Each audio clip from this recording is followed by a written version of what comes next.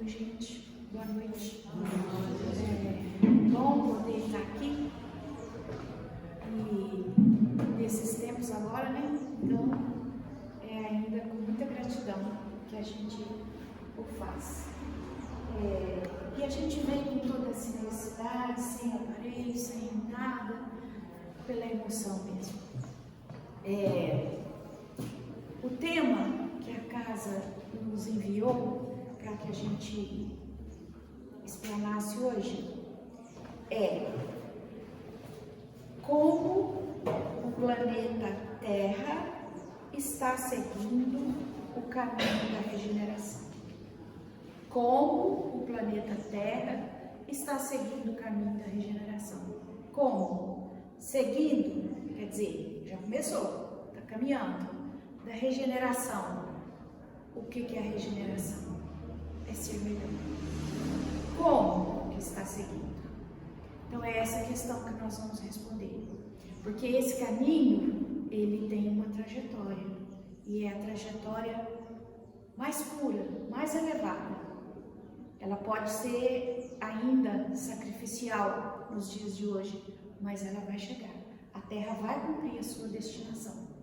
Mas para responder esse como, a gente pergunta assim para vocês, só para desenvolver a reflexão. Tem conflitos por aí? Tem desamor? Muito pouco? Tem intolerância? Demais. Política, religiosa, moral, social, de todo jeito, não tem? Tem um aumento triste da taxa de suicídio? Tem um aumento da taxa de feminicídio? Tem. E se for enumerar, quantas coisas nós temos aí? Então, o que a gente pensa? Que o mundo está de ponta cabeça. E se nós já estamos na regeneração, como que essa regeneração está acontecendo? Com facilidade, com dificuldade, com alegria e resignação ou com muito sofrimento? São essas conclusões que a gente tem que ter. E outra pergunta, a regeneração vai começar? Não, ela já começou. Nós já estamos nela. E a gente vai enumerar uns sinais aqui do Evangelho que nos prova, com essas perguntas que a gente fez, que realmente ela já começou. Nós estamos no ápice da regeneração. Então, o primeiro marco regeneratório da Terra foi com o lançamento do Consolador Prometido, o Livro dos Espíritos, em 1857, porque a partir dali, ninguém mais pode dizer que não teve chance de se esclarecer e de tentar trilhar um caminho melhor, porque o Livro dos Espíritos, ele abriu todas as alas da consolação, do esclarecimento e da verdade. Bom, e o cristianismo? O cristianismo em si, de modo assim, geral, ele possui alguma visão sobre esse momento do planeta Terra? Possui. Os outros segmentos, cada um qualifica, chama de um jeito, espiritualistas ou não, mas qualificam. Já aqui na doutrina espírita, esse momento crucial que nós estamos vivendo e que não sabemos até quando ainda, chama-se transição planetária, quer dizer, transição, uma fase onde tudo está se modificando e fazendo para nós um convite permanente e com um diferencial acelerado. Os tempos estão acelerados, muito acelerados. Aí a gente pergunta também de novo, será que Jesus, na época que ele passou por aqui de corpo, porque ele continua, ele nunca foi, ele é e ele está, sabia de tudo isso? Que tudo isso ia acontecer? Sim ou não? Sabia. Será que tem algum registro onde ele fala que tudo seria assim? Tem. E sabe aonde está o registro? No Novo Testamento. É no sermão, a gente usa o do Haroldo Dutra aqui.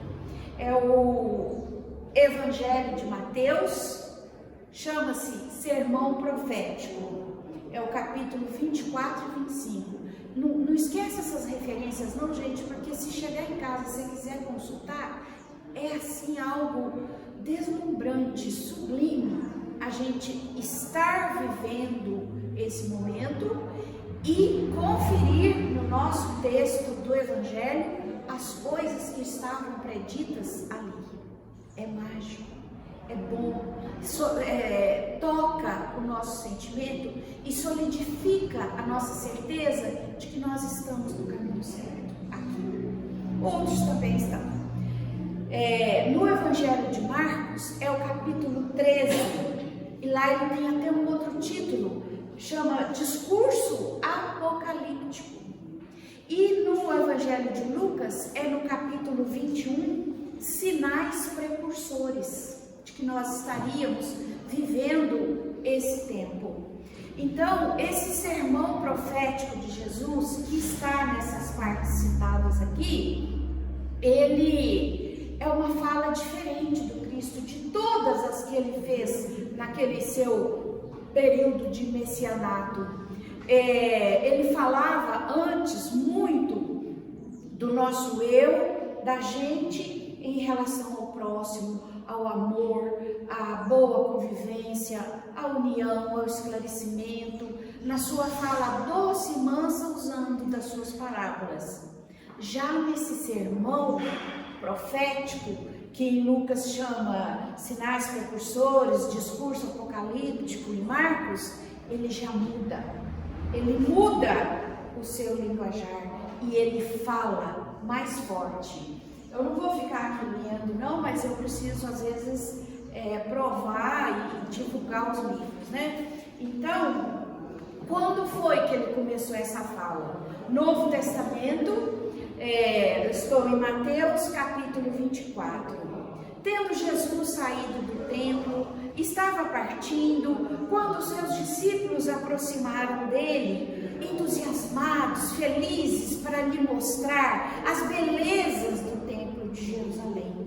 Eles eram pessoas simples, né? Simplórias, os discípulos. Então eles mostrando, fascinados, as belezas do templo de Jerusalém. E esse fato acontece depois que Jesus tinha adentrado a sua entrada triunfal em Jerusalém. Para nós hoje seria, nas nossas comemorações atuais, a quarta-feira da Semana Santa. Porque na quinta ele teve um outro ritual, na sexta a crucificação. Então aqui foi uma das suas últimas falas, e fala diferente, e fala forte. Então os discípulos lá, iludidos assim, chamando ele para ver, e ele então vai e fala assim, em resposta, ele lhes diz, não vedes tudo isso? Pois vos digo, que não será deixada aqui pedra sobre pedra, que não seja derrubada. Ou seja, os discípulos devem ter assustado muito, né? Porque eles, inocentes, procurando lá e tudo, pedra sobre pedra. Aí eles se assustam e fazem uma pergunta para ele, ainda aqui nesse período aqui. Ao assentar-se, e aí eles já iam caminhando para o Monte das Oliveiras, aproximaram dele em particular, curiosos, né? E disse para ele assim, dize-nos, quando serão essas coisas? Qual o sinal da tua vinda e da consumação dessa era de todos esses fatos? E aí a gente fez uma misturada, pegando um pedacinho de um evangelho, um pedacinho de outro evangelho, um pedacinho do livro dos Espíritos, para provar para vocês como é vasta a nossa literatura. Então, a resposta de Jesus para os seus discípulos foi que tudo passará, o céu e a terra, mas as minhas palavras não passarão. O tempo e a hora onde irá acontecer, só Deus, nem Ele, o Filho, nem os anjos do céu, nem ninguém saberia. Ou seja, essa transformação, mas é de destruição? Destruição de quê? Jesus falando de destruição, de fim. Fim, os apóstolos achando que era o fim do mundo. Não, gente, é a destruição, a transformação, a transição, sobretudo, nossa, interior, do que é ruim que ainda existir em nós. Porque não somos nós que habitamos o planeta Terra. A Terra não vai acontecer nada, essa natureza linda, rica, maravilhosa. As pessoas que habitam sobre a Terra, que precisam se modificar. E ele foi, na sua fala profética, dando sinais, 7. E eu vou dizer aqui, e nós vamos poder conferir como nós vivemos e estamos vivendo esses 7 sinais, até chegar no último. Então, o interessante é que a cada sinal que ele falava, mas ainda não é o fim. Quer dizer, fim do quê? Fim das coisas ruins, vamos dizer assim, o fim do mal.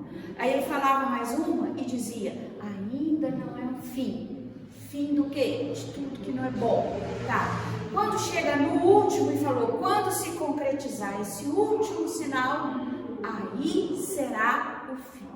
Quer dizer, o fim, a limpeza, o início da mudança de status da Terra, de planetas de provas e expiação para a regeneração. Só que a regeneração, nós sabemos, já começou. Já começou como? Pelas pessoas, por cada um de nós que estivermos aqui dentro, em outros lugares, até naqueles que são meio incrédulos, seja lá como forem, mas que já são pessoas do bem, que já querem o bem, que já caminham de uma forma diferente. Só que ainda falta muito. Então, antes que eu diga quais são esses 7 sinais que estão dentro do sermão profético, estão lá, eu vou fazer outro questionamento. Será que tudo isso que nós estamos vivendo, que estão lá descritos na lei de destruição, os flagelos, promovem o aceleramento da regeneração? Será que eles são a causa da aceleração ou da regeneração? Não, eles em si não. E para responder a essa pergunta, nós vamos de Livro dos Espíritos, questão 737, aonde Kardec pergunta e os Espíritos respondem. Com que fim Deus deixa acontecer os flagelos? Que flagelos? Olha quanta coisa nós temos vivido. E aqui também no Livro dos Espíritos diz assim, flagelos destruidores naturais e independentes do homem devem ser colocados em primeira linha a peste, tem aí pandemia ou não? A fome, tem fome ou não? Tem. As inundações, eu estou lendo comentários da pergunta 741 do Livro dos Espíritos. As intempéries fatais à produção da terra, que atrapalham as plantações, as colheitas, mas o homem não achou a ciência no aperfeiçoamento da agricultura, nos afolhamentos e nas irrigações, no estudo, as condições higiênicas para conviver com tudo isso? Então, tem a falha humana também. Então, aqui no Livro dos Espíritos é a enumeração dos todos esses flagelos que nós estamos vivendo, assim, ó, sentindo aqui na pele, não é?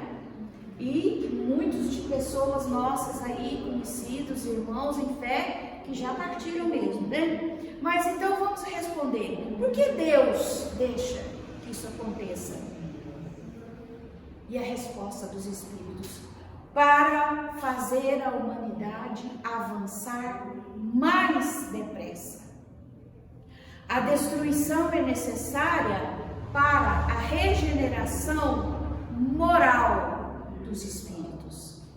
É necessário ver o fim para apreciar os resultados. Mas a gente só julga e pensa que é castigo, porque na maioria das vezes nos afetou o prejuízo material. A gente só enxerga esse lado do prejuízo material, mas a visão de Deus é outra, né? Então, ele diz assim: chamais de flagelos por causa dos prejuízos que vos causam, mas esses transtornos são frequentemente necessários para fazerem com que as coisas cheguem mais rapidamente a uma ordem melhor. Porque a evolução nossa, a gente venceu o egoísmo e o orgulho, a vaidade, a arrogância, a capacidade de odiar, e a gente encaixa ali naquele 7º critério, evolução universal. É difícil, é custosa, nós somos teimosos, a gente precisa muito, às vezes, para poder a gente dar um passinho em frente. Uma sacudida, né? Uma sacudida. E dá. Você já viu que quando acontecem essas coisas todas, quanto que mexe com a solidariedade das comunidades, e a gente juntando cesta básica, e a gente que supera os desafios de religiosidade, de raça, de preconceito, de tudo, todo mundo se une e tenta ser solidário com os necessitados. E então isso acontece. Aí o Kardec ainda pergunta assim sobre esses flagelos. Deus não poderia empregar para melhorar a humanidade uma coisa que não fosse outros meios que não flagelos destruidores?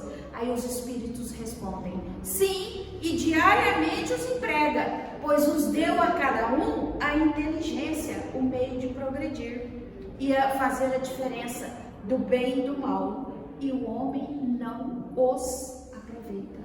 Então, se não aproveita de um jeito, vai ter que ir pelo outro, porque há quantos séculos nós estamos pelejando aí, né? Então, é necessário aquela sacudidela por causa do orgulho, para fazê-lo sentir a própria fraqueza. O homem não pôde impedir uma pedra de cair, ainda foi negligente e ficou debaixo dela, não é? Quer dizer, a lição ficou ali, lamentavelmente, né? Então,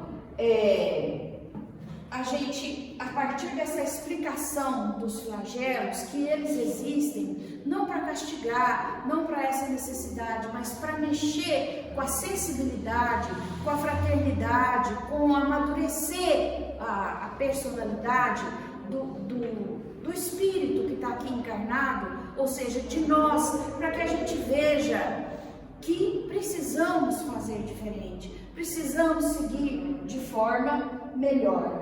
Então, ainda tem na questão 740, onde ele cita o egoísmo, combater o egoísmo, onde ele diz assim: os flagelos seriam provas para o homem? Aí os espíritos respondem: são provas, e proporcionam ao homem a ocasião de exercitar a inteligência, permite desenvolver os sentimentos de abnegação, que é isso que nós estamos falando aqui, e de desinteresse próprio, não legislar em causa própria, e praticar o amor ao próximo. Isto, aí tem um se ele não for dominado pelo egoísmo. Porque para muita gente ainda, esse si ali, que ainda domina o egoísmo, ele permanece meio insensível à situação. Tá. Então, após essa explicação que os flagelos, eles não são a causa da regeneração, eles contribuem quando mexe com o psiquismo do homem sensível. Vamos então para os sinais. Esses sinais que estão lá no sermão profético, eu colhi ouvindo muitas coisas e fixei mais no Jorge Alahá, um palestrante. Então, o primeiro sinal, e a gente vai falar rapidamente sobre ele, os falsos cristos. Existem falsos cristos por aí? Existem. O segundo sinal, guerras e rumores de guerras. Tá lá, tá tudo lá na parte parte bíblica, o sermão profético. O segundo sinal, guerras e rumores de guerras. O terceiro sinal, perseguição aos cristãos. O quarto sinal, dos ódios e das traições. O quinto sinal, os falsos profetas. Mas falso profeta é diferente de falsos cristos? A gente vai explicar. O sexto sinal, esse é o mais triste e é o que está acontecendo demais, a descrença e o desânimo, que tem como consequência as depressões e etc, né? E o sétimo sinal, que já começou, mas esse eu não vou contar agora, porque eu vou voltar lá no final, se bem que tem gente aí que já sabe. O primeiro sinal, os falsos cristos, são aquelas mentes inteligentes, inteligências quase que acima da média, que são capazes de criar novas ideologias, atraem pessoas, têm um espírito de liderança, atraem pessoas para elas, arrastam essas pessoas ao erro, ao vício, ao desamor, à violência, a crime, à promiscuidade, adota até a filosofia da autodestruição, de suicidar para poder ir para a vida, como a promiscuidade, como falsa noção de liberdade. Eu sou livre, ninguém me manda, então vamos. E prende essa maneira de pensar e de viver a uns critérios que alguma mente poderosa criou e aliciou. E hoje os meios de fazer isso são muitos, né? Então, esses falsos cristos são verdadeiras perturbações no planeta Terra. Jesus previu isto naquela época. Eles existem hoje? Existem. Vamos ligar ao noticiários e olhar um pouco mais perto da gente, que a gente vai ver. Eles estão na sociedade, na política, na religiosidade, na maneira de viver das pessoas, estão para todo lado. E tem gente que vai por necessidade, vai sem avaliar. Falsos cristos. Está lá no sermão profético. O segundo sinal, guerras e rumores de guerras. Assiste um noticiário e vocês vão ver lá Coreia do Norte e outros, isso tudo ameaçando guerra. Mas aqui não é só a guerra física, que realmente é uma ameaça. Muito maior também do que a guerra física são essas guerras dessas ideologias, porque esses sinais, um vai puxando o outro. Esse é dessa ideologia, eu sou de outra, ela é de outra, e isso é o suficiente para nós três, para nós guerrearmos e virarmos inimigos, porque cada um vai defender assim com ira, com agressividade, a sua maneira ideológica, e estimula a violência, o ódio, os preconceitos, e assusta a gente hoje o nível de agressividade de bilhões de pessoas. Isso está lá no sermão profético. O terceiro sinal, eles são encadeados, porque um vai puxando o outro. Perseguição aos cristãos. Olha, mas espera aí, já não teve tanto lá no Coliseu, na época de Roma, ainda tem mais? Tem, gente. Hoje recebe o nome de o cristão que é verdadeiro, que quer realmente seguir os preceitos e os ensinamentos do Cristo, ele defende a vida. Ele é contra o aborto, ele é contra a pena de morte, ele é contra a eutanásia e ele é contra a corrupção. Porque a corrupção virou moda, ficou cultural, faz apologia ao que é permitido, a justiça se embolou toda e há, por causa da corrupção, muita vida é ceifada. Muita vida passa necessidade, muito remédio, muita coisa deixa de acontecer. Então, Então, o verdadeiro cristão, ele não compactua com isso. E aqui, vamos mais uma vez de Livro dos Espíritos, questão 880. Qual é o primeiro de todos os direitos naturais do homem? O de viver. O de viver. É por isso que ninguém tem o direito de atentar contra a vida do semelhante, ou fazer qualquer coisa que possa comprometer a sua existência corpórea. Ou seja, e não é pouco que a gente vê passeatas nas praças de outros países e gente comemorando que o país liberou o aborto. Não é isso? Tristemente, triste situação. E a gente fica, né? Então esse persegue os cristãos. Aquela pessoa que luta pela paz, pela concórdia, pela vida digna. O jovem, esses jovens de hoje que têm tanta capacidade de liderança, que são bem criados, que crescem até um certo ponto com um ideal maravilhoso, eles são pressionados a mudar se não tiver uma consistência muito firme para outras maneiras de pensar. Muito triste. E diz que é progresso, é liberdade. Aquele que fala que não apoia esses movimentos está, então, contra o progresso. Só que a gente sabe que não é assim, não é isso? E o quarto sinal, dos ódios e das traições. Eu não tenho tempo de procurar saber dessas coisas, mas eu ouvi nesses lugares que eu pesquisei a palavra Reuters. Alguém aqui já ouviu isso? Os Reuters. Uma pessoa que faz parte do grupo de Reuters. O que seria? Pessoas amargas, pessoas infelizes, pessoas de personalidade doentia, que criam grupos organizados mesmo, para espalhar a perseguição, o ódio, para destruir com a personalidade de uma pessoa, de um amigo, de alguém público ou não, para incentivar as traições.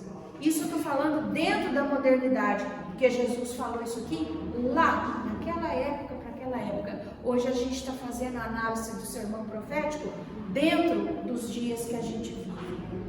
E o quinto sinal, os falsos profetas. É diferente dos falsos cristos? Porque os falsos cristos criam, inventam, são inteligentes o suficiente para criar, assim, emboleira lá, critérios deles, poderosíssimos. E os falsos profetas auxiliam os falsos cristos, ou seja, eles não geram as ideias, mas eles divulgam, são grandes divulgadores. E manipulam e distorcem as ideias e conseguem trazer para si, para a sua maneira de pensar, o poder do dinheiro, o poder de explorar o próximo em muitos setores da vida, né? E falsos profetas são também muitos dos influenciadores digitais. Eles têm a sua maneira de pensar, têm as suas ideologias, e hoje, com a facilidade da internet, eles criam e tem lá milhões, bilhões de seguidores. Quantos fatos a gente já viu na internet induzindo adolescentes, induzindo estudantes e tudo. Ou seja, até aqui eu falei no quinto sinal. Jesus falou alguma coisa errada? Porque isso aqui está tudo aqui. Falou? Estamos vivendo ou estamos vivendo? Estamos. Mas também não está todo mundo desse jeito. Tem gente boa. Tem gente esperançosa, tem nós que estamos aqui lutando contra isso. Então nós já estamos na regeneração, fazendo a nossa parte. Só que a gente precisa ser maior. Em quantidade, precisamos crescer. E o sexto sinal esse sexto sinal eu considero um dos mais tristes, porque mexe muito com o psiquismo das pessoas que ainda não estão muito solidificadas. Porque, segundo Elahá, ele qualificou de descrença e desânimo e desgosto da vida. Isso está descrito em Mateus 11, desse Sermão do Monte. Então, é quando Jesus fala lá ao final: e por causa de ser grande a perversidade do homem, de tanta iniquidade e enganação, o amor de muitos se esfriará. Ou seja, aquele mais frágil, que ainda não está solidificado, ele se deixa levar pela massificação da mídia, pela coisa de tudo que é ruim, e vai dando aquele mal-estar, aquele desânimo, e aquilo vai fazendo mal, não é? E a gente precisa reagir. O convite da noite, para quem quer já estar dentro da regeneração, de caminhar nesse caminho da regeneração, é reagir contra isso e não se autodestruir e não seguir essas coisas que Jesus sabia delas desde lá atrás. Então, ele fala que o coração, a caridade, o amor de muitos se esfriará, porque não vai suportar a pressão, vamos dizer assim. Aí ele coloca um mas quem perseverar até o final será salvo. Salvo é uma palavra da época. Salvo, hoje em dia, nós poderíamos traduzir: quem perseverar encontrará a sua paz, deixará sair de si tudo que é ruim, tudo que prejudica, tudo que é a massificação do ego, tudo que atrapalha a nossa convivência, porque nós temos hoje as fontes, o caminho iluminado a seguir. Então esse salvo, ele está bem dentro da nossa realidade, que ao invés da gente desanimar e se deixar dominar por essa pressão, a gente faz o contrário. Venha que sim, saindo daqui, vamos fazer coisas boas, vamos ter um olhar diferente sobre tudo e sobre todos que nos cercam. Ou seja, não vamos desistir do bem. Aí, de novo, você já viu que toda hora tem livro dos Espíritos? É porque aqui tem tudo, tem tudo. Então, na questão 932, eu acabei de falar a frase: não vamos desistir do bem coletivo, do bem familiar, do bem individual, do amor a nós mesmos, da alegria de viver. E aí, o que fala na questão 932? Porque neste mundo os maus exercem geralmente maior influência sobre os bons. Mal exercer influência sobre o bom? Não é o que esse sinal falou aqui? Que a pessoa não vai suportando a pressão e vai desanimando, ainda junta aquele que tem um pouquinho mais de sensibilidade, as coisas penetram para ele com mais facilidade, e a gente não tem algo que limpa e leva, né? Então Kardec pergunta e os espíritos respondem: por que o mal influencia os bons? Pela fraqueza dos bons. Os maus, olha só, são intrigantes e audaciosos. Os bons são tímidos. É a resposta dos espíritos para Kardec. Estes, quando quiserem, assumirão a preponderância. Quer dizer, nós que já queremos ser do bem, queremos seguir o bem, quando tomarmos a nossa decisão, nós não vamos mais aceitar certos tipos de situação. Bom, esse foi o sexto sinal. E o sétimo? Qual seria o sétimo sinal? Aí Jesus, na hora que ele vai falar desse sinal, ele fala: aí virá o fim. O fim do quê? O fim do mundo? O fim do mundo de maldade. O fim de coisas ruins. Não o fim desse planeta maravilhoso, mas não é o fim do que não é bom dentro de nós, porque a gente já vai estar uma alma cansada que fala, não, eu não quero mais, eu já sofri muito, eu já passei muitas existências, eu quero seguir um caminho diferente. Aí será o fim das coisas indevidas nossas, de cada um de nós. E aí, quando isso acontecer, que a gente não sabe, como ele falou, a data, a transição está se fechando, quer dizer, todos já vão ficando melhores, ainda não isentos de todo mal. E aí no Evangelho de Mateus 24, ele fala assim: este Evangelho do Reino será proclamado em toda a terra habitada, para testemunho de todas as nações. Tem nações ainda hoje que não conhecem o Evangelho? Tem. Tem nações que ainda não conhecem o Cristo? Tem. Mas aí alguém podia perguntar, mas e as lives? As lives são tão fáceis, elas chegam em qualquer lugar. Tem tanta live boa, tem tanta coisa boa. Por exemplo, na Coreia do Norte, na China, na Rússia, a internet é comandada pelo governo, né? O povo assiste o que o governo permitir. Então, será que lá que passa o Evangelho por lá?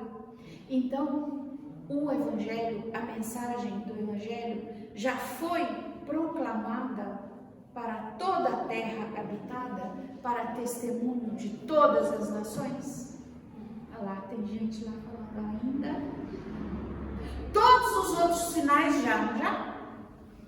Mas essa do Evangelho, ainda não. Mas para muitos corações já?